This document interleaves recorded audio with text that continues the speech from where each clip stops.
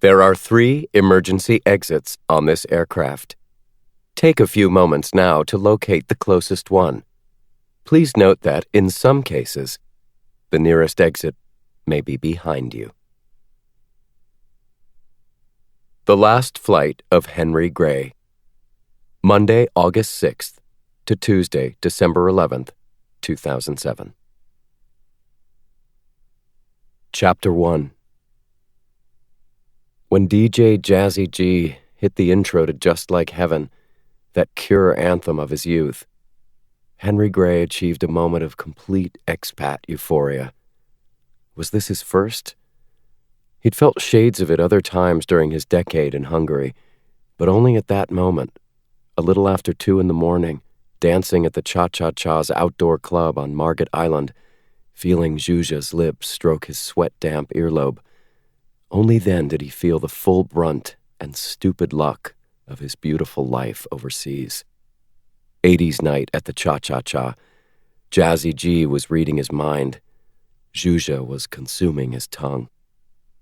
Despite the frustrations and disappointments of life in this capital of Central Europe, in Zsuzsana Pop's arms he felt a momentary love for the city and the Kurtz, the beer gardens that Hungarians opened up once they'd survived their long, dark winters.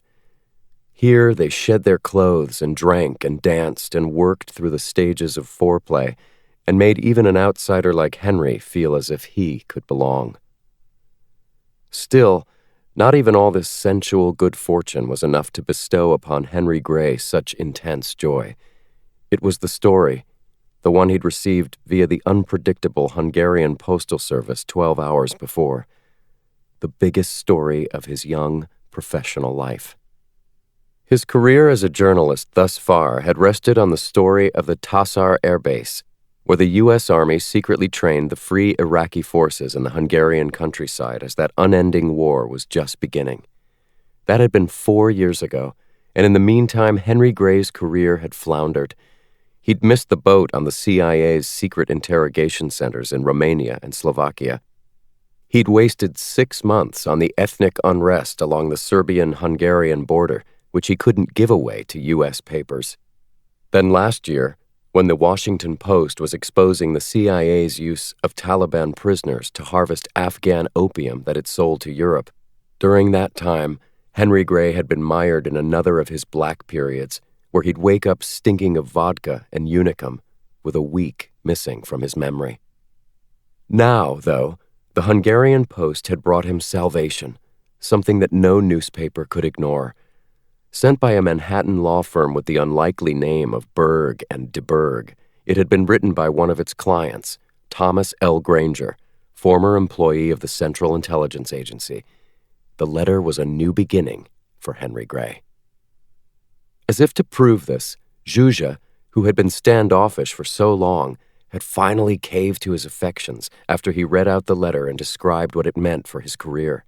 She, a journalist herself, had promised her help, and between kisses said they'd be like Woodward and Bernstein, and he had said of course they would. Had greed finally bent her will? In this moment, the one that would last a few more hours at least, it really didn't matter. "Do you love me?" she whispered. He took her warm face in his hands. "What do you think?" She laughed. "I think you do love me." "And you?" "I've always liked you, Henry. I might even love you someday." At first, Henry hadn't recalled the name Thomas Granger, but on his second read, it had dawned on him that they had met once before, 4 years ago when Gray was following leads on the Tatar story. A car had pulled up beside him on Andrassy Utca, the rear window sliding down, and an old man asked to speak to him.